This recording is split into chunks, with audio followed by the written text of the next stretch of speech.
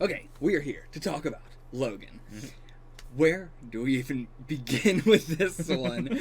I appreciate having a Wolverine movie that is like the Wolverine was also more of a tragedy and more of a serious story that they were telling, and everything. But it still was, very much so about the high action and all that and everything. Like, I appreciate that this one really focused in on making it just be about the tragedy and the just depressing nature of the entire movie. Yeah. And it really, really helps keep the emotions there throughout the whole thing. Whereas, like, Wolverine, in retrospect, I think about more of the action stuff than I think about the, impactful moments. Just because they were mixed in together. Where do we even begin to talk about this one? It's, this one doesn't even feel like one we can just go through chronologically. Yeah. I was truly not expecting in any way for this to be the end of Wolverine's, at least Logan's character. Yeah. And especially because the X-Men franchise I have been absolutely loving 1,000 times more than the MCU, even with the ones that I hate in the franchise here. Simply because it is so much more of a universe and so much more of a story that we're following. Right. Like, getting into the MCU, I was not expecting it to be, you basically just watch a bunch of movies and then occasionally you get one where they're together. Like, there's not much of a storyline besides, there's a purple guy, and we're gonna get to him eventually. But, like, having the X-Men have Wolverine and Logan's, like, entire character arc be the thing throughout all of the movies. Yeah.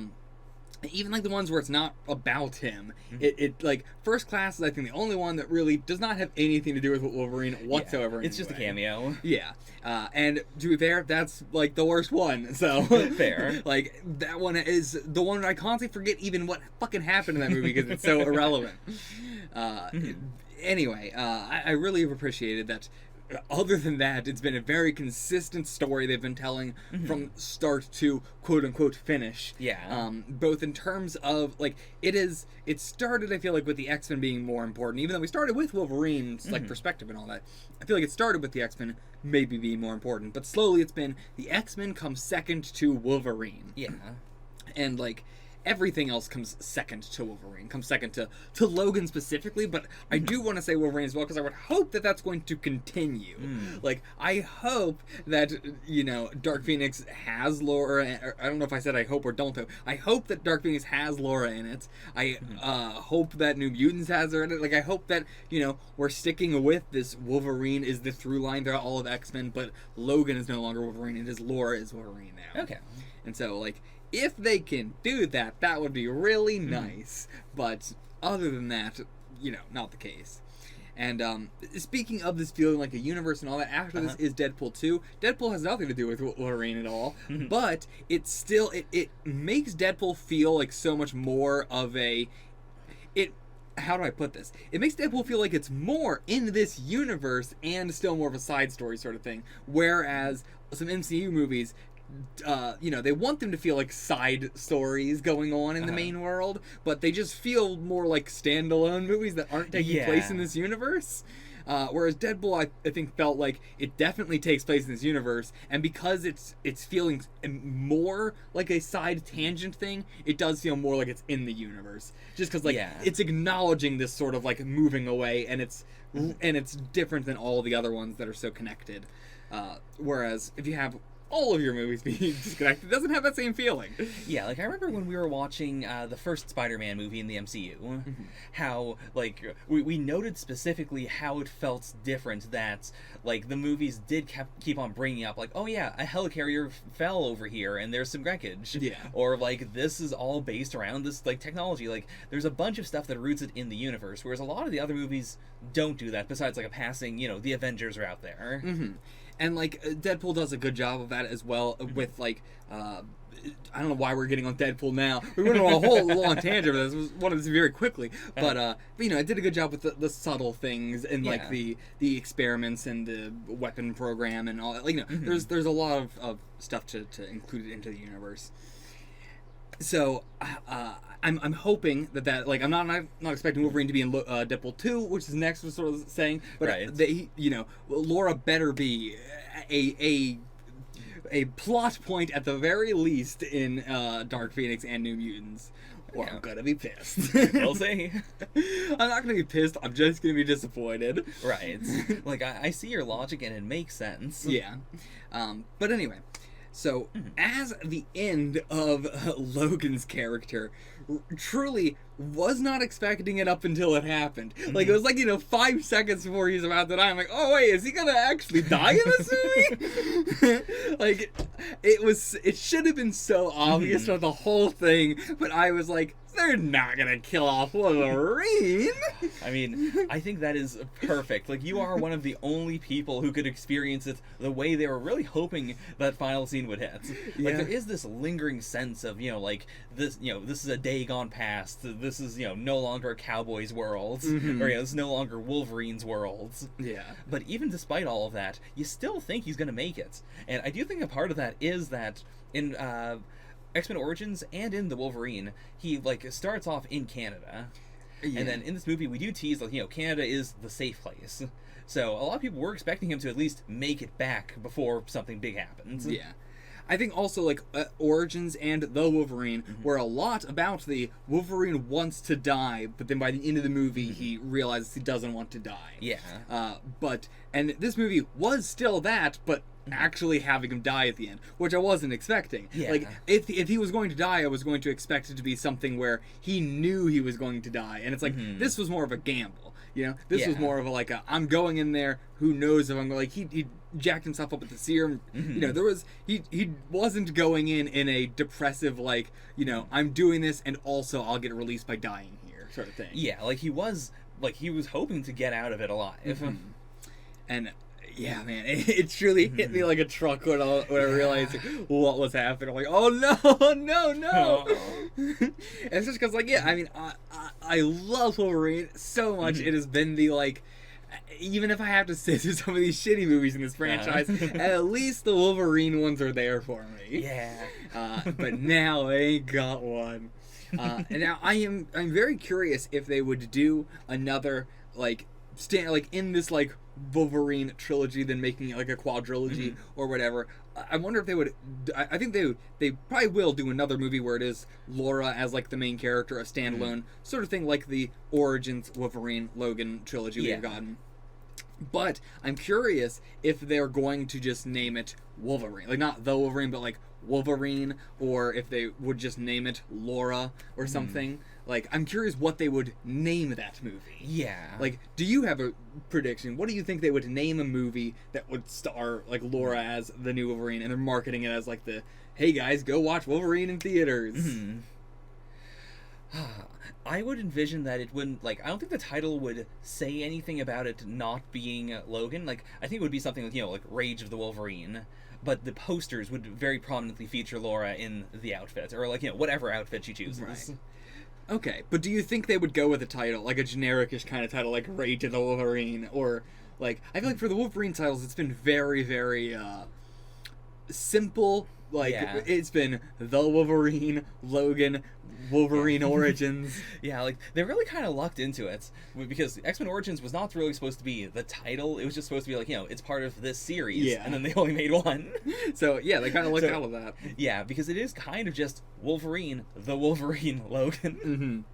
Yeah, I think that, in order to make her feel a little different, I think they would go for a less trimmed down title. Okay.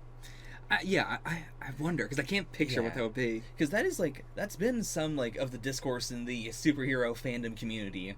Because, the MCU is also getting into legacy heroes and stuff. The big question is, if it's not Bruce Banner, if someone else is the Hulk, do you call it a Hulk movie? If someone else is Captain America, do you call it a Captain America movie? Yeah. I think it's easier for those, Captain America is the very easy one, where it's it's always been Captain America : a thing. So it's it really wouldn't be that weird. Yeah. The interesting thing to me here is that I'm saying, I don't know what there is left to do in terms of a, simple title. The only thing I can think of is just Wolverine. like Yeah. excluding the.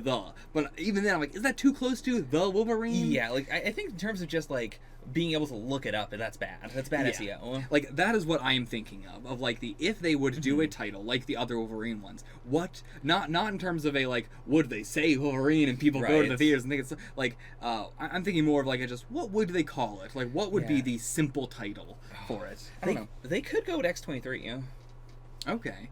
I don't know what that means. You know the group she's in? Yeah. With all the kids? That is X-23. Okay. Did they say that in this movie? Yeah. Okay. I mean, it didn't stick with me, so I don't know if that's a good title. Probably not. Like, in the comics, she's also, like, she was known for a long time as X-23, and then when Wolverine died, she became just the Wolverine. Yeah. But, yeah, like, it's a title that has some, like, people would kind of know about it, but I don't think it's iconic enough. I think if they came out with a movie that was called X-23, the amount of jokes people would make of like, they're on the 20, like X-Men movie already, the amount of jokes you're gonna make. Fair. Yeah, that is why the like young Wolverine clone is called X-24, or I think they just call him 24. Yeah, I think yeah. So, okay, moving on from that, Sure. Let's talk about the actual movie now. I love that they can put Logan in really any genre at all, and it will fit. You know, we have had, like, Origins Wolverine, which has been a very, very, like, superhero-y, comic-y feel, like the classic superhero comic genre vibe that you get. And then The Wolverine is very... like it is like, you know, very just set in Japan, very heavily Japanese, but it also has a lot of that like spy and what am I trying to think of, like just intrigue and it's got the family backstabbing politics. Family politics, like really trying to unravel a mystery that is coming from multiple different ways and everything, like not just one mystery, but you're trying to figure out not a mystery but the motivations. Like you know what's going on but you don't know the motivations for why it's going on.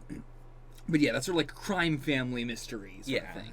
And then now to get this with like the fully like the only problem I have with this is that it is very much so a cowboy aesthetic, but then it does feel like it leans a little bit too much into like the superhero kind of aesthetic. Sure. Like I think the villains are just they could have come with better villains. Yeah. Or just agreed. or I think they could have just outright just made it like Stryker's, you know, great grandfather or whatever. Like that is what Rice is, but like it's, you know, having it be Rice is weird. Right. You know, why not just make it Stryker? Yeah. Like name wise, you know? What's the difference? Do you know any particular like why, or do you think, you know, do you want to say anything? Like, do you like this more, or I don't like it more. I think it would have been cool if it was a just like, you know, I am the son of Stryker, or, you know, like if it was more of just a like, you know, the Strykers have always been a problem. Yeah. Like, I mean, it's because like Rice is related to Stryker, right? He did say he was like his great grand. I don't think so. Can you just look that up on the wiki or whatever? Yeah, let me do that right now. Because I was looking at something to, like, we brought it up before. No. His father is, of course, Dale Rice. We have a blurry image of him. So wait, what did he say about Stryker in the movie then? I can't remember now. Shit, I thought he said he was related to him. He said, I believe you know my father on the Weapon X program. Oh, okay, so that's what he meant. Yeah. That's what he meant? You know. What? His famous father, Dale Rice. Oh my god. I thought you meant Stryker, of course. And I was just like, okay, don't know why he's Rice then, but okay. Yeah. Before I was trying to look up, like, the Stryker tree to figure it out. I couldn't find anything, so... But yeah. Wild. But yeah, like, I do think if he was just... related to Stryker, it would, because like the movie also has a very legacy energy to it. Like Laura is Logan's legacy. A lot of the kids have powers that are similar to a lot of the X-Men, like without like outright stating it. Yeah, it is the big like I'm doing this for, you know, this generation of kids. It would make sense if it was like, you know, my father was, you know, he wanted to exploit these people and I want to do the same thing, but I can do it better. Like yeah, I think Stryker being this, like we've already had that in the past too with like Stryker's Stryker's father. Yeah, I was confusing the words in my head there for a second, but yeah, like we've already had this legacy thing happening. So it's weird then to right at the last moment just be like, nope, original villain, and it's like, oh, why? Yeah. Like I really liked having Insabanor as like the one original villain sort of thing. Yeah. Like we've had other ones, but they had never been like the big bad. Mm-hmm. Other than like again First Class, but what the fuck? Who fucking cares about First Class? First Class didn't exist. First Class never came out. You guys are wrong. No. It never existed at all. The movie never existed. But yeah. But yeah, so I'm also the other guy, Gold Tooth Man. What the fuck was his name? Again? Donald Pierce. Donald Pierce. Was he relevant? Was he related to anybody that I should know? Is there anything going on with his character at all? No, he was just hired for this. Yeah, like there's nothing at all going on with him. Like, he's a little bigger in the comics, but like both of them are not that big in the comics. Like this isn't even a big like people have always wanted to see these guys fight Wolverine. Like it felt like they wanted to just get people who were not going to be important as villains, but then they gave them a lot of screen time anyway. Yeah. It was really weird. Like, especially Goldtooth Man, fucking, what is his goddamn name? Donald Pierce. Truly, like, he is extremely charismatic in his first opening scene. It made me like, okay, this is going to be a really interesting dynamic. He's just coming here with the car with Wolverine and all that. Like, that was so interesting. And then it goes nowhere. And he is so uninteresting for the whole rest of the movie. Yeah. And there's no character arc. There's no nothing. Like, you don't need a villain to have a character arc, but there's no character at all. Right. His character is, I have a gold tooth. Like, I like Rice as, like, the embodiment of this future. As being, the man who wiped out all of mutant kind, essentially. And he has more character, at least. Yeah. Like, when the kids kill him, it feels satisfying. It is the, like, yeah, this makes sense. This is a good ending. Yeah. But yeah. Yeah, there's nothing, like, visceral about Donald Pierce. Donald is just... who cares? Like, it's really... He feels exactly like Ajax from Deadpool, but just a billion times worse, and Ajax is not a great villain. Yeah. Ajax, at the very least, like, he has a personal thing with Wade. Yeah. Like, there's something there. There's something there. Something, yeah. Like, I'm not defending him. To be fair, they both... Ajax had the exact same problem I had with this movie in terms of... 24, in which I don't really have a problem with it. It's not something that I even complained about in the movie because I'm so used to just being like, whatever. But like, it just every media on Earth where they do we did this thing where we took a soul out of somebody or we built a human being so there was no soul, and then it's like. And then we're going to constantly say that and say they have no emotions and then show them constantly having emotions. Oh, yeah. I would love for me to watch a single movie or TV show at all where they have a soulless character that feels like a soulless character. Right. Man, like, especially in the movies, it bothers me so much, because it's like, at least in a TV show, it's like, they can go a couple episodes before they fuck themselves over and then do like, okay, well, now you're showing emotions in this. But with the movie, it's like, well, you just didn't want to do that at all at any point. Yeah, because it's also not like, it's not the ironic twist. There's no comeuppance. Like, X-24 is the result of a lot of stuff we have seen. Like, it's what they wanted to do with Weapon X, like with Wolverine. Yeah. It's what they did do in X-Men Origins with that Wade, where they lobotomized him. Then if they could just control him. Yeah. Like, there's a lot of stuff that's been building. I mean, up even this. like the Sentinels kind of with having a robot with mutant powers. Yeah. Like, it would work perfectly if he was properly soulless, and then it is the like, well, Wolverine won because he had a soul. Yeah. And truly, I don't know why they didn't, because it didn't really matter to the movie. Yeah. Like, all the times in which he was showing emotion or showing soul kind of felt like, did we need that? Why? That didn't matter. So why did we do the, like, I am your creator and you're my master, and, like, it's like this very, like, master-dog sort of thing. Like, Wolverine is an animal, and they like to do a whole lot of stuff with that, but it's just, I don't think that's worth it. I truly think that's the only reason they did it, was because they wanted to do, like, Wolverine's like a dog, and Rice is like a master, and he's like a bad master to the dog. Right. Whereas, like, Charles is like a good master. But it's like, was that needed for making X-24 less, like, he seems less scary then, because he doesn't, like, he feels like, okay, well, you might be able to rationalize with him. Right. It took away a little bit from the scariness of 24, which it shouldn't have, because X-24 was plenty fucking scary by himself already. And again, it's not really a complaint I have, but it's just something that I haven't really brought up in most other reactions, and I want to mention because I see it in so much stuff. Now, do you know the out-of-universe reason why X-24 truly exists? The out-of-universe reason? I mean, Yes. of course not, no. See, this is something you could guess. The reason why is, of course, because in this movie, like, Hugh Jackman looks very old and very weak, and he wanted to be able to look at his peak. And, like, he did a lot of working out. He ate, I believe it was like 6 meals a day. But all of that working out and whatnot only shows up for X-24. Oh, of course. Of course. I love it. And then they had to, like, old man him up a lot in order to, you know, have him do the rest of the movie. But he is unbelievably jacked. Yeah, I mean, that does help, to be fair, with, like, Wolverine throughout the, like, looking messed up, and like he's got like the bum leg throughout the movie and everything. Like, he's got a lot going on while looking very physically intimidating. Yeah. And yet still feeling like, you know, like, yeah, you're never worried about him on a, like, you know, oh, I hope Wolverine doesn't trip and fall down the stairs and hurt himself sort of thing. But you are, like, just worried about him like a, man, long term this ain't gonna be good. But he doesn't have that same vibe that a lot of movies have of, like, the, like, even when he's coughing a lot and everything like that, it's less of like a, man, this is going to affect him right now, and more of like a, I thought they were setting up a, like, next movie Wolverine's not gonna be able to fight sort of thing. But yeah, like, it's interesting to take on the, like, badass old man sort of archetype, because a lot of that tends to be the, you know, they're really badass in spurts. Yeah. But then there are an old man that's balancing them out. Whereas, like, Logan is really strong. He's still invincible. Like, when he's fighting X-24, they keep on, like, smashing into each other's adamantium skeletons, so they can't, like, cut all the way. The sound effects during that fight were very well done. Yeah. Very glad we had the clang, clang, clang. Even with just, like, a stab in, you could hear, like, like it was, like, you know, going against other metal. Yeah.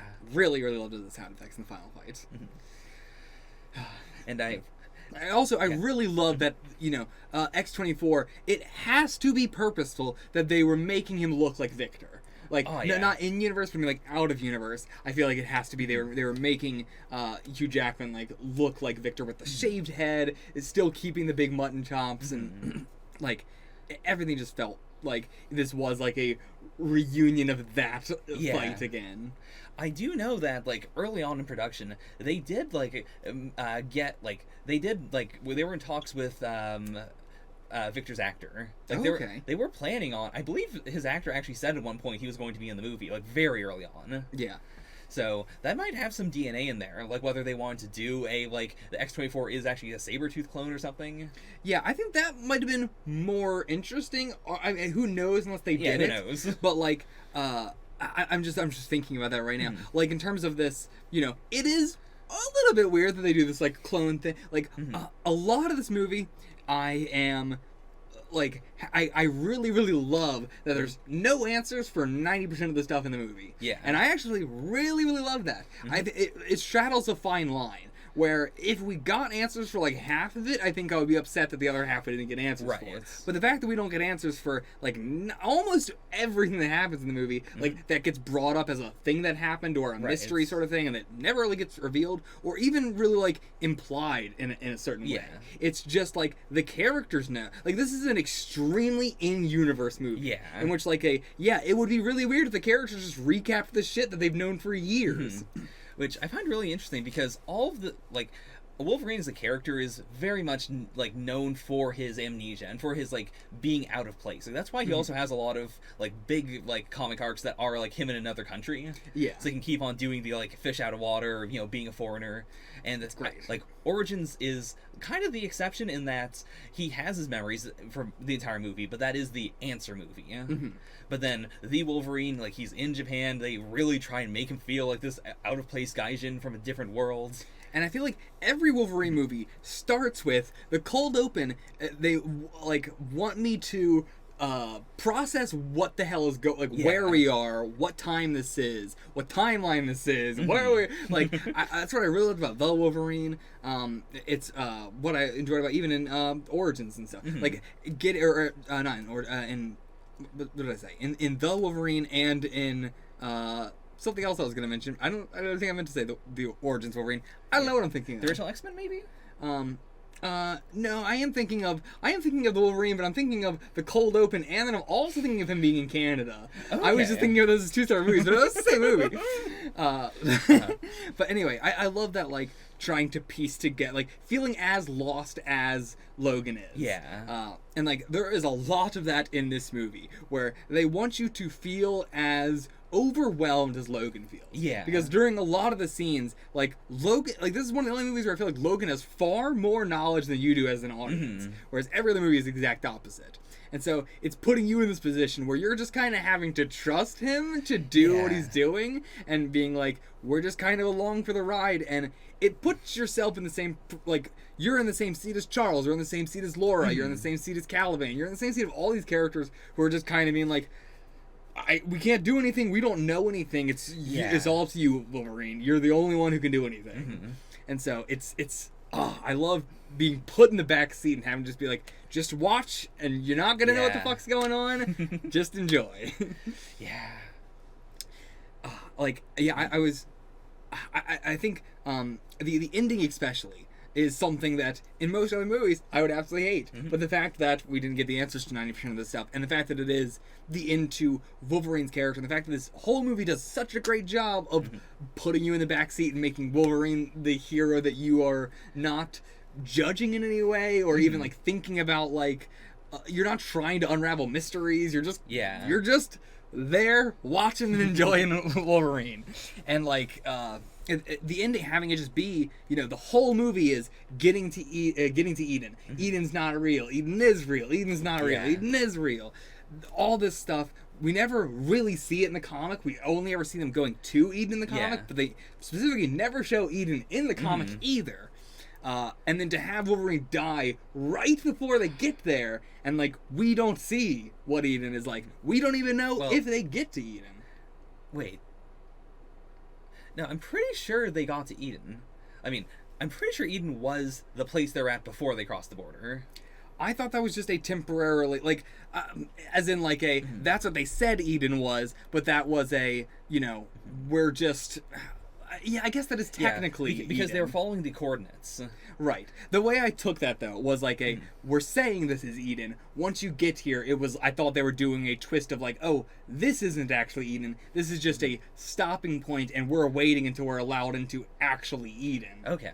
But I suppose that, isn't... Because, like, Eden in the comics was supposed to be this paradise for mutants and everything. Yeah. Which is not what Eden was in this, but that is what they were going to. Yeah. So that's why I assumed that the other one was Eden. Okay. But I can see that's not the case, but at the same time, that is what I mean. Okay. The paradise they're going to. Sure. We're never shown. Agreed. We don't see if they make it to the paradise for mutants. If I call that Eden... I'm gonna call that Eden. Sure. Like, throughout the rest of the discussion, if I offhandedly call that Eden, when I say Eden, I'm referring to the paradise, not the little crap shack they stayed at for, like, 5 fucking days. Yeah, because they do keep it ambiguous as to whether the comic is a secret code, or whether it is just that they all knew this comic, and they were like, okay, we'll just use these coordinates. I mean, yeah, I think that is 100% what it is, of a, like... We all read these comics, of course, so naturally, even if we don't have to give out some message, there's no secret message being given. Yeah. People are just going blindly. And like word of mouth is helping spread it, but at first people are just going like, I'm gonna go here and hope that that's real. Yeah. Because again, as Wolverine said, it only happened one time, which means it did happen. Yeah. Something happened. I love not getting any answers for this, not even really implying anything, but there's so many just lines in this movie that, little subtle shit like that. That, like, yes, a lot of the stuff in the comics is real, just not all of it is real, which it makes a lot of these mutants reading the comics go like, yeah, it's not that absurd to be like, let me go see if that one's real. Yeah. I mean, again, this is a world where X-Men Apocalypse happens. Yeah! Like, there's so much wacky stuff. Like, the idea of there just being a safe haven for mutants in this world where, it's super oppressive, like, it makes sense. Absolutely. Okay, now, where to go from there? I guess let's backtrack and talk about the beginning of the movie a little bit. Sure. Now. Like, just some of the smaller stuff. Or let's talk about, like, Charles in this movie overall. I was very worried because you don't like Charles. I hate Charles, and I will say, I mean, Charles in the beginning, just not good, terrible, like so different from the rest of the movie. Yeah. Like, it truly was like they really want to get their R rating in the beginning. Yeah. Like, I will say, Hugh Jackman did take a pay cut from the movie specifically because he wanted it to be an R-rated. Like an R-rating movie. And that's also, like, the start of the movie is also very much a, we need to make sure 100% it's an R without it getting to an X. Yeah. I just... I can't get over it. Like, that scene is the most getting the chance to do an R-rated movie. Yeah. And that's not like it is specifically like some people who have not been allowed to do an R-rated movie suddenly getting an R-rated movie and being like children and they're like we can say fuck no, fuck. We can make Patrick Stewart cuss. It's so apparent. It is truly one of the most funny things I've ever fucking seen. Such children. Anyway, aside from that, I really loved what they did with Charles throughout the movie. Like, it's also what we talked about with Apocalypse and Logan being these two movies that are really recentering these characters. Yeah. And, like, not trying to hide anything, you know, that used to be or whatever. Yeah. Like, a lot of the movies do like we're gonna kind of ignore when we said that about this character, or we're gonna ignore that part about this character. Whereas Apocalypse and Logan really felt like we're going to acknowledge everything these movies have said about these characters and pull it together as one. Yeah. And I think, like, the best way to do it with Charles here is to just do it like Charles is an old man. He's an old what's the word? Not nonagenarian. Nonagenarian. Like, he is like he's just from a different time period even than Magneto. Like, Magneto grew up in a completely different life and everything like that too. But like even aside from that, they are, you know, so different. And like this really going on like Charles just watched a movie and really loved the message in that movie and had it like and just stuck with that throughout his whole life. Yeah. And like that's the most old man shit I've ever fucking heard in my life. I went to go watch a cowboy movie. They said one line and that's my entire personality now. But like I'm joking about that, but I am glad, like, that is some good ass writing to find something that's so realistically and naturally is able to tie together all these parts about Charles's character.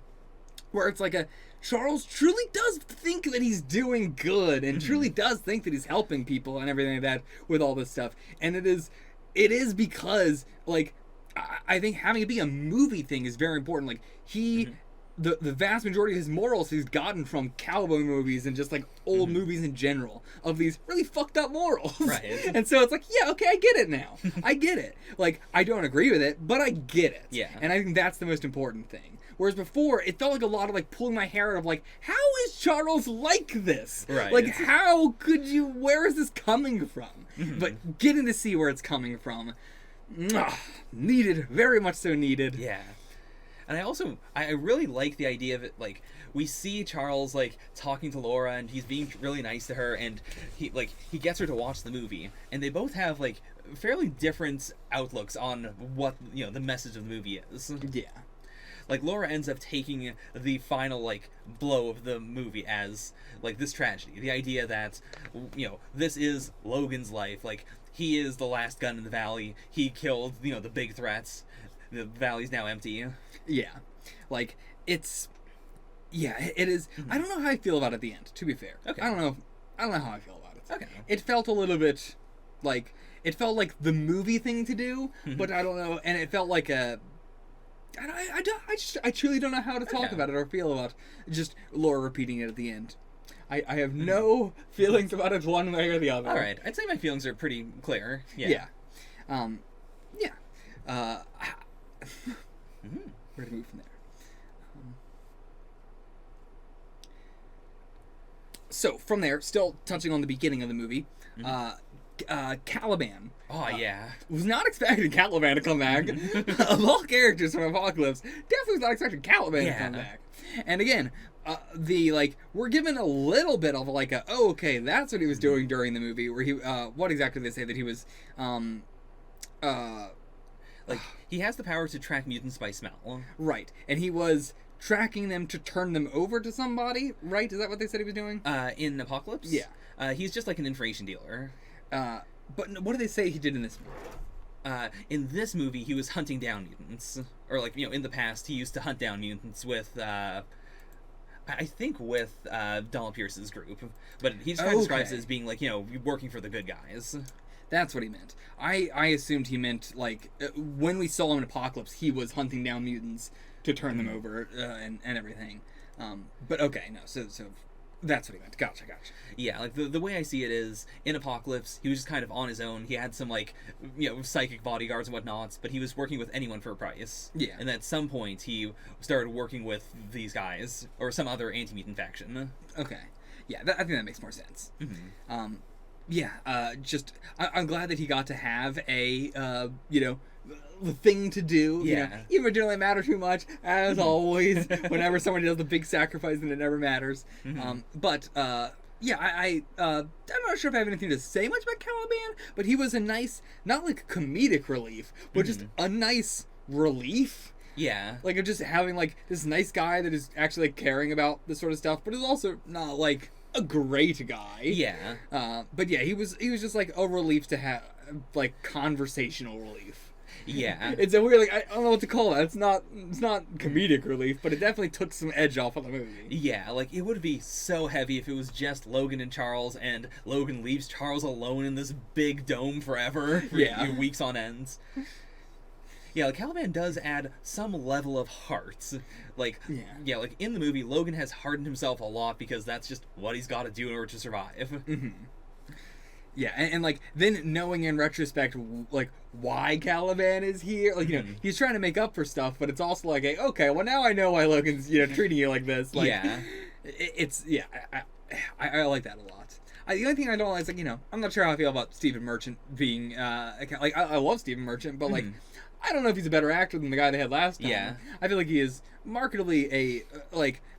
I think Steve Merchant is a really good actor in other things, but as Caliban, I don't know. It didn't elicit the same, like, I don't know. Caliban, for the very short amount of time that he was in Apocalypse, was very, like, interesting, very flamboyant, a lot of personality there, whereas very, very reserved in this one.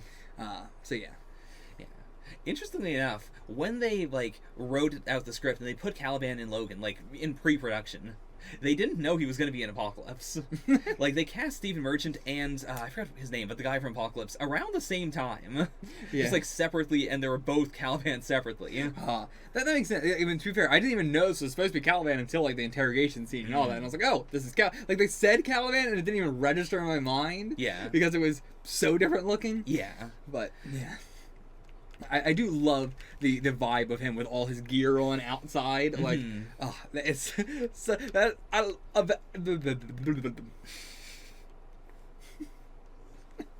gonna cut that one out. Can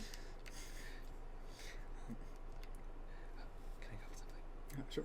So, I'd say the main like inspiration for this movie is a post-apocalyptic comic called Old Man Logan. Okay. And so, a lot of what they were trying to do with the tone is not post-apocalyptic, like Western, but with overtones of that feeling. Oh, yeah. Like a world, the thing that a lot of, Westerns talk about is a world that has moved on. Like, near the end of the Western era. They like, this is no time for cowboys, this is the end of, like, that whole concept of, like, the endless West. Yeah. And I think that's what they really managed to nail in between post-apocalyptic and Western. This world that just is not fit for Wolverine, where all the good X-Men stories have already been told. Like, all the happy days are over. There are no more mutants. Yeah. It is that, like, it's a lot of that, post getting, I don't know how to put this. Post getting, like, rights and then getting forgotten about sort of thing. Like, it is that, like, this is not what Charles feared. Like, Charles feared an all-out war. Like, he didn't think it was going to happen. Yeah. Like, that was the big, thing that all of this is like, it might eventually come to a big war. Yeah. But in, like, no, that's not what happened. It just, they slowly were killed off, slowly died out, and slowly just moved on. Yeah. And, like... Yeah, it's a very excellent, like, talent. Like, also having the entire black family be for that, like, middle portion of the movie, for the second act. The farmers. Like, it's a lot of this, like, the society is just moving on and, forgetting everybody and just, it's this classic, like, how do you put it? It's like, it's not your time anymore. Like, there's a lot of that for the mutants. Like, it's not your time anymore. As if they ever had a time. Right. It's you know, like, it has that sort of post-apocalyptic feel of the world moving on from you, even when you never got to be in it to begin with. Yeah. And yeah, very excellently done. Like, the just creepy nature throughout all of the movie. Like, especially, like, the auto trucks are such a good example of that. Of, like, this is such a it's not inherently weird or creepy in and of itself. It's the way it's filmed and like the screen tone, for lack of a better word, put over it and all that, like the tint on the screen is slightly more gray during that whole scene. I think also like the contrast in that shot between the auto trucks and the horses really helps sell how like weird the auto trucks feel. It's a lot of confusion where it's like nothing supernatural is happening and it feels supernatural because the vibe is just so like, what is going on?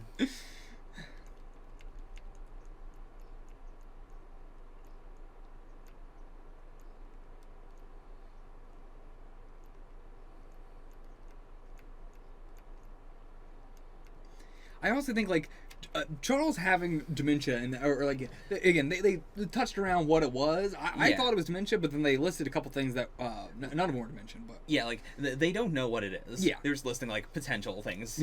Which is I thought like dementia would have been the first you would go to. This seems very very clearly dementia to me. But anyway, I think that allowed him to. It took the edge off of Charles a little bit because like he would have the moments of like screaming and being aggressive or whatever, but for the most part he felt like he was relaxed and at peace and enjoying. Like he was like I'm enjoying this, and then suddenly he would remember stuff and then get really upset and everything. But, like those moments where he was able to forget about all the pain in the world and it just be like a kid was like really touching. Like it was that like even as much as I hate Charles, there's a part of me that is like, oh man, seeing him like this so innocent as a kid is sad.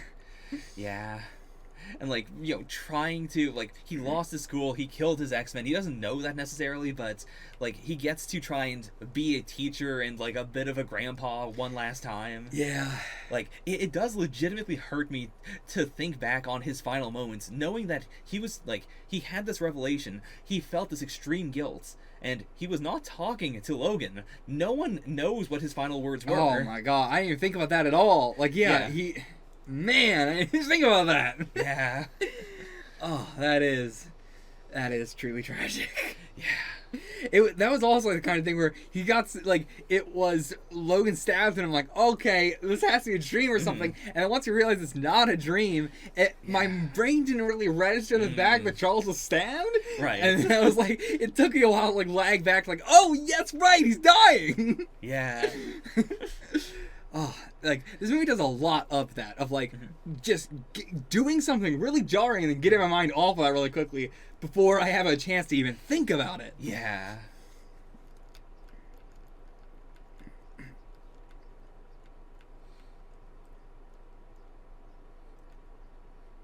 I also think it's cool that like in the movies, like not really in the comics, but definitely in the movies, they've set up Charles's like time stop, his like stop everyone from moving and pause in this exact space as being like his main thing. Like especially in the beginning of his movies, they really hype it up as like, you know, that's the thing he's known for. And then in this movie, it seems to be like because of whatever's going on with his brain, like that seems to be what is leaking out whenever he has a seizure. Like he is, without wanting to, freezing everyone in the area. And it seems like it is I assume like a defense mechanism sort of thing. Like the seizures I think are him remembering and then he goes into a seizure and he's trying to like protect whatever, you know, like if he's in that moment he's trying to protect the 7X and if he is just trying to arbitrarily protect, defend, whatever. Like I think it is just like this automatic like that is his go-to stop every like it's a very like no matter what's happening that's a good like instinct move to have. Yeah, like there's not a lot of situations that aren't helped if you can just get everyone to stop for a moment. Yeah, and just think. Like, Yeah. so I understand why the moment something would go wrong, like his body would jump to doing that. I totally get that. Yeah, like after the casino scene when he says like, I did that to help, I fully believe he did like intentionally do it. Yeah, I think so. And like, yeah, like what else? What else would he have done? Just let himself get shot? Like, he didn't really have another option. Yeah, guys with guns were breaking into the room. What else is there? Yeah, and like to be fair, that is like this movie does again have a little bit of the thing I absolutely hate of the like. But what if mutants were dangerous to people? Yeah. And I hate that so much because a lot of this movie is like the Charles is dangerous to people, assumingly we're getting him on the Sunspotter to get him away from people or whatever. Even though I thought it was he has a pretty fucking huge ass range. Like it wouldn't be like the whole world or anything, but it would be. I don't know where you would go on the ocean to where. Yeah, because he was like I think they're about like midway up on the hotel. Yeah. And his attack, like when he froze everyone, it definitely hit everyone on the bottom levels and like people out in the parking lots. People. Well, we don't see a limit. Like, we don't know how far that went. We have no idea. Yeah, like that is the minimum. Yeah, but I mean, to me, that's not that big. That's not that big. Sure.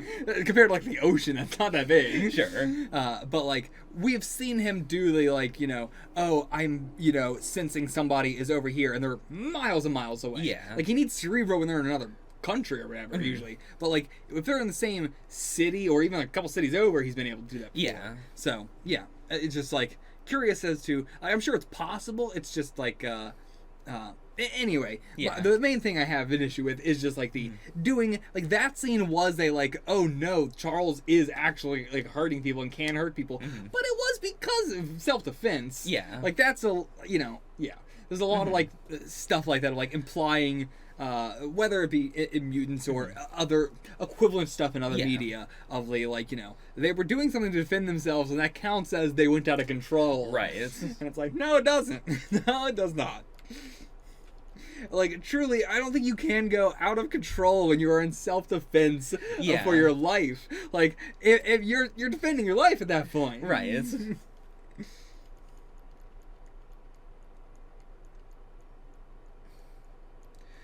I really like the Black Farmer family as they relate to the family from X-Men Origins Wolverine. Yeah. In that it feels at first like, okay, it's going to be the same thing of they're these really nice people, they help him out, they are extra nice to Wolverine, and that gets them killed.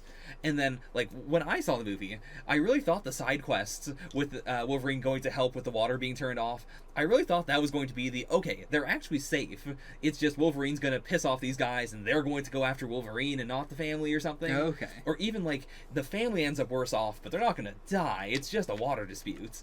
Like, I was really thinking of it as the, like, this is the part of the movie where we do the cowboy, goes to this village, and they do a little side quest, and they make things better or worse. I was not expecting the military guys to get there. I also was not expecting the water people to meet X-24. Yeah. Like, the way they played all of that felt, That was awesome. I love that so much. Yeah. Like, having these, like, complete random other party come in here and get just, like, annihilated by this.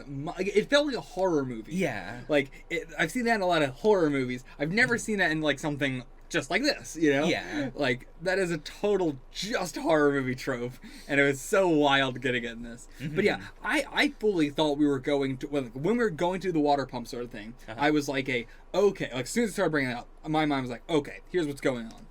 This is a normal problem for them. It's not this time. The reason why it happened is because the Reapers is... Reavers. Did it. And like then we went there, saw it was shot up. I was like, yeah, it's gotta be the Reavers. But no, it was not. It was just like that was like the misdirect for me. And then I was like, oh, okay, so maybe this is gonna be a side quest where they're not gonna get killed or whatever. Very different way to go about it, but we both had that like, oh, okay, so they're not gonna die thing. I also thought like they were gonna do like I've seen 1,000 movies. I know there's two kid characters, and they're gonna do these two kid characters are gonna get into a relationship together. So when we had like the MP3 scene and all that, probably not an MP3 player. It was probably something much more futuristic than an MP3 player. But still, like I totally thought this was like like in that scene, I was having like man, man, they're really gonna ham-fist this, aren't they? But nope, fully misdirected me. Oh, yeah. Oh, man. And yeah, I'm glad that, like, the dad of the family got to, like, thought he died, and then he comes back and he kills X-24. Yeah. Like, oh, that was incredible.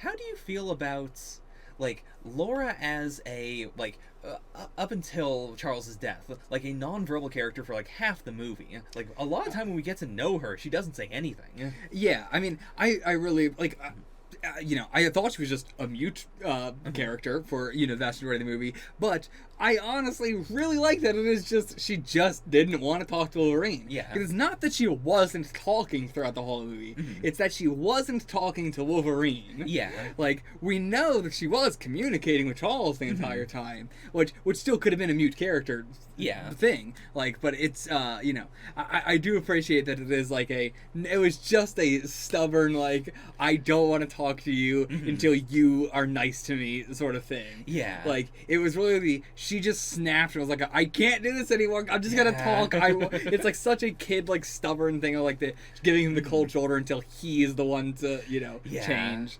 And yeah, I really, really like that. I think Laura is a fantastic character, and I'm very excited to see her, like, in a movie starring her, or if she's going to be in one of the other ones.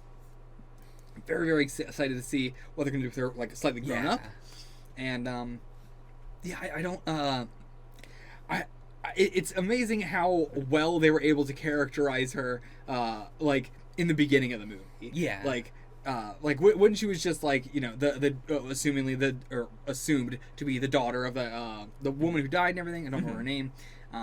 But, like, yeah, that was, like, more of, like, a mystery, like, okay, what's going on here? She's definitely a mutant, but, like, what's going on? Well, once we got the reveal of her being, basically, like, Wolverine, like, once they left the compound, after that point is, like, the point where the movie's like, okay, now we're going to start trying to get you to, like this character. And then it was so quickly that they were able to do that. Yeah. It went so quickly from, like, this is a plot device to, I love this girl so much. Oh, they nailed it. Yeah, like, every Wolverine movie, I would say, like, every piece of Wolverine media is Wolverine playing off of someone else. No one wants to see Logan by himself. He sucks when he's by himself. Yeah. I mean, yeah, I love Wolverine to death. He sucks when he's by himself. He's boring. He is perfect as a bouncing off of other characters. As I said in my reaction, I appreciate and love that every single Wolverine movie has been, like, a duo thing. Like, it is Wolverine and this character's relationship throughout the whole movie and how that changes. And yeah. And this one kind of got a double fold with Charles and Laura, but without it feeling like it was three people in the movie. Even though they were like a three people thing, it still felt like it was like a Logan and Charles dynamic and then a Logan and Laura dynamic. Yeah. But it never felt like that took away from either one. Like, they are developing Laura while it is the, like, Logan and Charles dynamic. Yeah, very interesting. God, I love the scene where Logan and Laura are, like after Laura takes him to, like, the vets, or to get no, it was a like a walk-in clinic. It was an actual walk-in clinic. I just assumed it was a vet. Was it not a vet? I'm pretty sure it was a walk-in clinic. Was there a vet in another one of these movies? I feel like there was. Maybe in Origins? Because that joke of, like, the eye making of, like, oh, this was a veterinarian.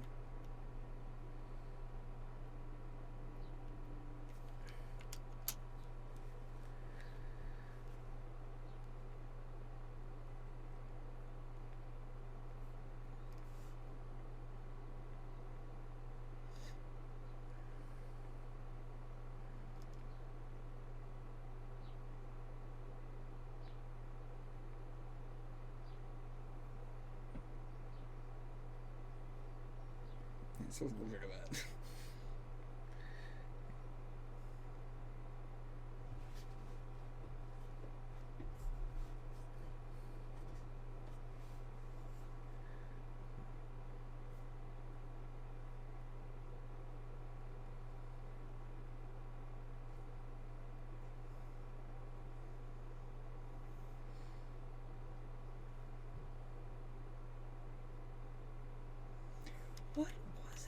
that had the vet joke. Like, if you cut to the outside.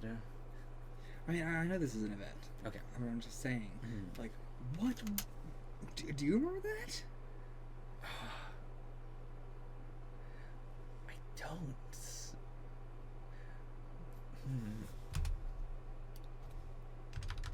I mean, it's a oh, like it's a very common joke, but Yeah. Okay, it was 2013. Or Wolverine. Yeah, the Wolverine.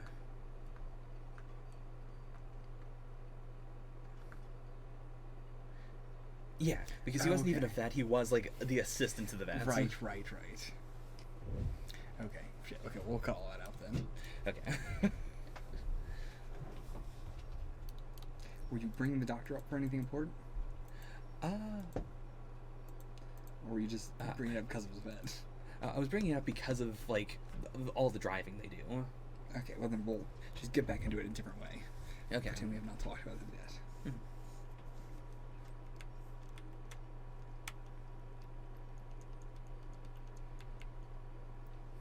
Oh, I thought you were skimming for something. No, did you want to talk about Yeah. him? Okay.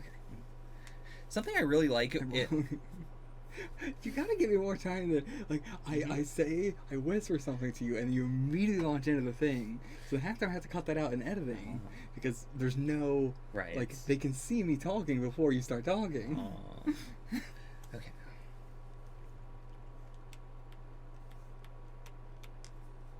I really appreciate the entire dynamic they have when, like, Laura drives Logan to the walk-in clinic, and we kind of just like skim over that as a well. I guess they got here somehow, but like she did steal a car, take him there, and then we have the whole scene where he's later on trying to drive and he's falling unconscious, and he's like, "Listen, this is safe. Don't worry about it. Get your hands off the wheel." And he keeps on like nearly driving them off the road. Yeah, like I have been in so many of situations of like. I've had like a stepdad, you know, not anymore, but did have a stepdad that was totally like falling asleep at the wheel and be like, "Hey," like, "I'm fine." It is terrifying.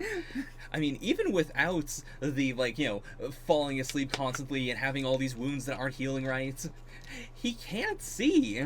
Like, he couldn't read the bottle that, you know, Caliban gave him that one time. Yeah, I mean, to be fair, I can't read most street signs, and I still drive. I would rather be in a car with Laura driving than you, me, or Logan. You're not wrong there. You're not wrong there. I said, you know, how is she able to reach the pedal, but I guess she could have just shunked out a blade and hit the pedal that way. She's got those foot blades.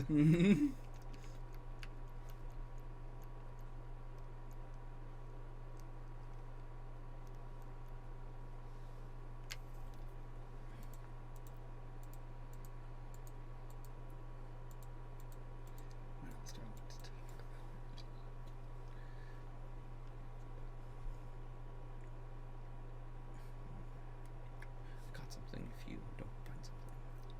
Okay. Yeah, I don't know how to talk about this movie. It's very emotional for me, but it's very like Yeah. It's a lot of disconnected stuff.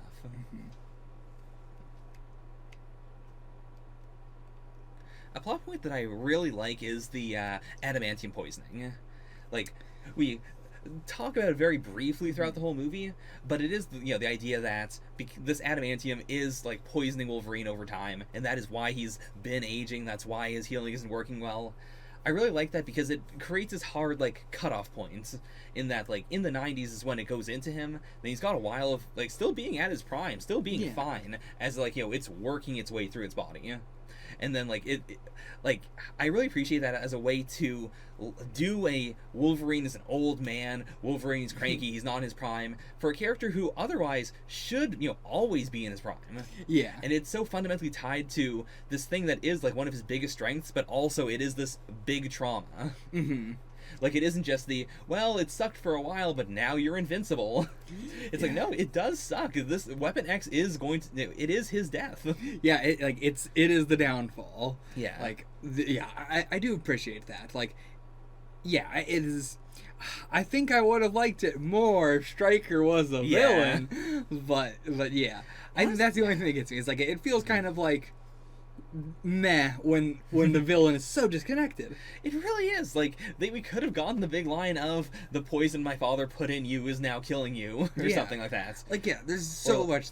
Yeah, they could have done with that. Or we fixed it for X-24, and like it would have been the like killing Stryker finally as like that was the thing in Origins of freaking whatever her name was doing the stupid like, oh, I'm not gonna I could so easily kill you, and if I had killed you right now, man, would the world have been a much better place. But no, I would rather the world suffer than kill you. Yeah, I kept on thinking like son or grandson, but they could have just had ancient Stryker be around. That too. He'd still be around. Yeah, he would. Yeah, I mean, like Charles is still around. Yeah, and Stryker was younger than Charles. So. Yeah, it's like, totally could have done that. But yeah, I think that's my only problem with like a lot of the stuff I really like thematically, but I feel like it's weakened by Stryker not being here. Yeah, it would have been a really nice bow tie. Yeah. So I think that is like this movie is like a 99% perfect for me, and the fact that Stryker isn't here is that like 1%, but it's also a very important 1%. Yeah. Because they also have 2 Strykers. Like if one actor didn't want to do it, they got another. They have so many. They have 3. I mean, well, I was thinking of his father, but I mean. That might be one too far. Well, actually, no, because they could have just said, yeah, he grew up to look more like his father. True. Yeah. I mean, that would have been really weird. But yeah. That would have been. I mean, we already have the weirdness with the beginnings, where it's like, well, at some point, like, this is not the original trilogy Charles Xavier. This is the beginnings Charles Xavier that at some point got old and looked exactly like Patrick Stewart. It happens at some point. I can't get over that. It's so weird. It truly feels like Charles also got adamantium poisoning at some point and like really quickly aged. Oh yeah, like 50 years within 2 years. You gotta just skim over the fact that also he did change bodies into a different body. Oh yeah. Don't think about it. Don't think about it. Use my powers. Maybe not in this universe, to be fair. Maybe not. Well, yeah, you're right. Almost certainly not in this universe. I mean, some things did kind of go the same way, in that, like, he brings up the Statue of Liberty very early on, like, when he's having an episode. Yeah. Although, to be fair, like, that could have been either they did go to the Statue of Liberty, like, the original X-Men movie. Yeah. Or that could just be him reading Logan's mind, since Logan does remember the original timeline. That's a good point. That's a really good point. But yeah, because I don't know what would make, like, yeah. It is interesting, like, how would a lot of that stuff in the original trilogy have gone down with all the differences? Like, you would think Magneto would have done something different besides that with all the other serious shit that had happened. Yeah. Whereas, like, it wasn't there wasn't so much proof that Magneto had in the first one. Whereas, in that time, I mean, he would have had so much proof of how bad the humans were to mutants. Right. I don't know why you would try something so honestly light for the first movie, after all that. Yeah.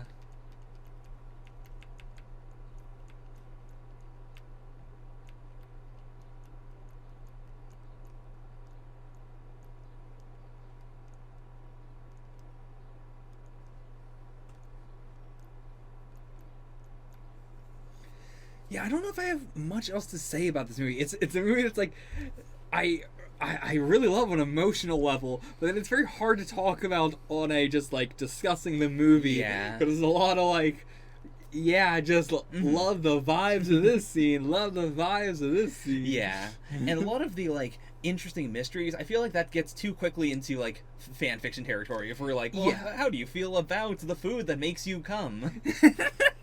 Yeah, there's so much stuff. Like, there's so much stuff we can talk about. Like, who were the 7 X-Men that were killed? What? There's a lot of stuff we can theorize about. But I feel like if we did theorize about it, it would take away from what the movie wants, which is for us to not theorize about it. You don't know, and sometimes it's okay if you don't know. Sometimes you just don't know. And like, if there's one thing I can leave off with on this movie, it is like it's in the same way of another franchise of this is such a really good ending, and the ending of this movie is going to take away a little bit from the fact that there are other movies after this, Right. And like we're going to continue on and see more. Like Red versus Blue.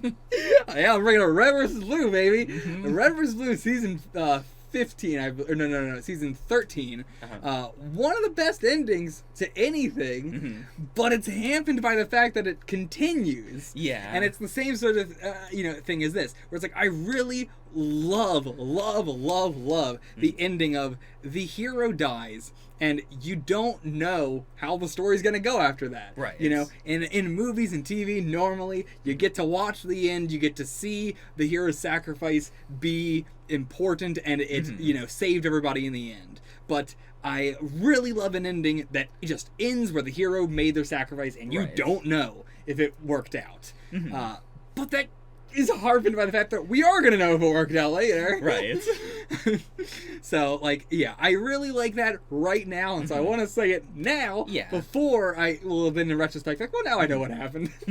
But right now, where I am in this moment of not knowing, it is a amazing euphoric feeling to have this, like, the hero sacrificed, and I don't know if it will matter. Yeah. For now. For the next week, I won't know.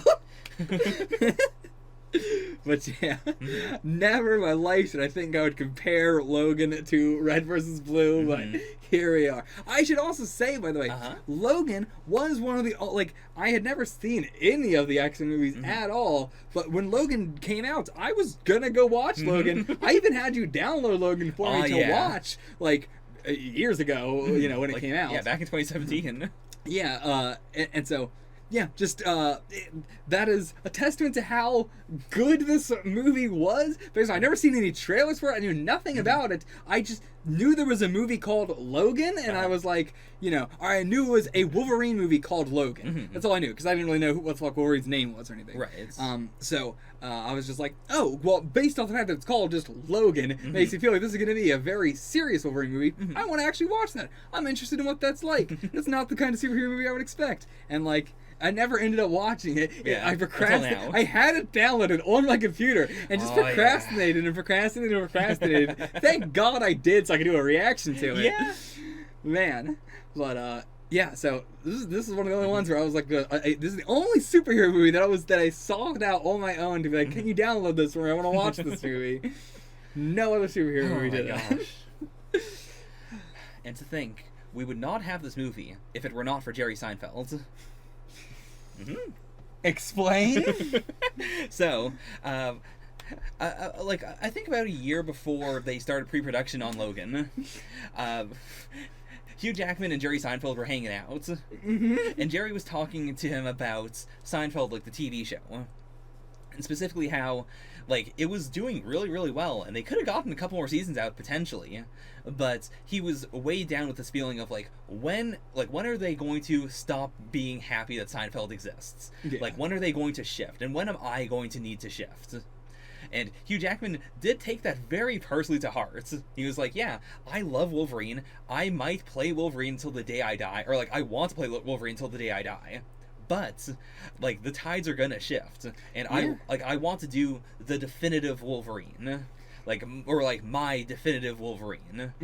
And then, like, he has still, like, been loose about whether he'll do another one. Because there's always chance for prequel. There's so many years that Wolverine was alive. Yeah. I mean, he could always just walk into Deadpool 3. Like, never say never. Yeah, I mean, surely. Who knows? Just needs to eat 6 meals a day again. But he did envision Logan as being the big, like people have also been talking about Old Man Logan a whole lot. And, like, this was around the point where Laura took over as Wolverine in the comics as well. Okay. So it was all this stuff compounded that made him go, I want to do this thing with the character. I want it to be an R-rated movie. I want it to be a Western. Like, I want to, like, go out with this big bang. Well, speaking of Western real quick, I didn't mention, I was very surprised that Hurt was not played at the end of the, like, during the credits. I think the song they did pick was much better because it's not so on the nose and everything. And then also, of course, I went and looked at the trailer after I watched it. I was like, okay, well, there we go. Of course, there we go. Gotta do it. It's so obvious. You gotta do it. But like, I appreciate that they had the restraint to do it just for the trailer and for the credits. The song they picked, hot diggity dog. That was a fucking fitting song. Yeah, there was crying in the theater. I imagine. Yeah, I imagine. Like, well, specifically, it was sadness up until Laura like grabbed the cross and turned it into an X, and then there was like a sad chuckle, and then crying. I mean, that was the exact same with me. Ah, yeah. That was what broke the tears. Like, come on, people really had to do this, but I'm glad they did. In all honesty, that was the perfect ending to the movie. Of just like, guys, don't forget, this is the X-Men.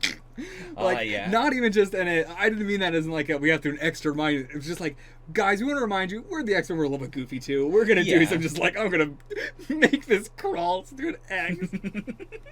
That is just making a cross into an X is the most X-Men thing in the universe.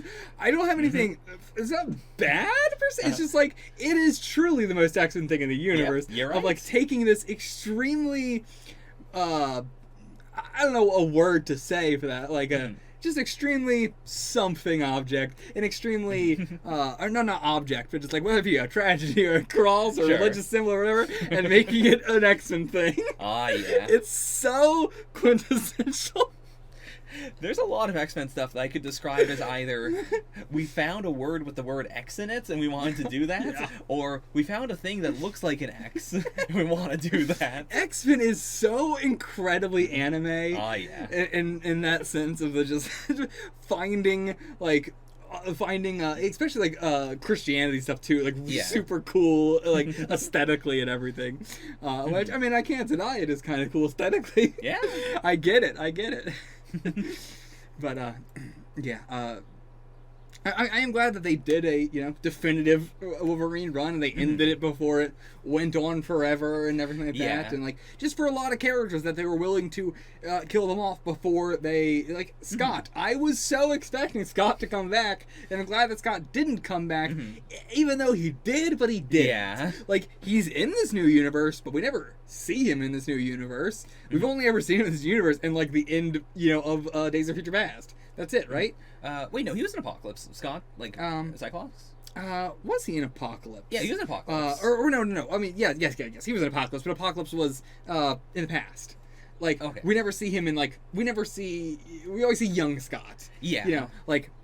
Young Scott was in that movie. But, like, that is what I'm talking about. Like, that is like I got it. We're getting him in like a prequel sort of thing, but it's not like the Scott we know. We're not continuing that storyline. Yeah. Like, once a character dies, that's where that story ended. We can do prequel stuff with them, but we can't do making them come back alive and doing more future shit with them. Like, even in another timeline, I'm glad we haven't done that with Scott yet. Are we going to? Probably, but I'm not looking forward to it.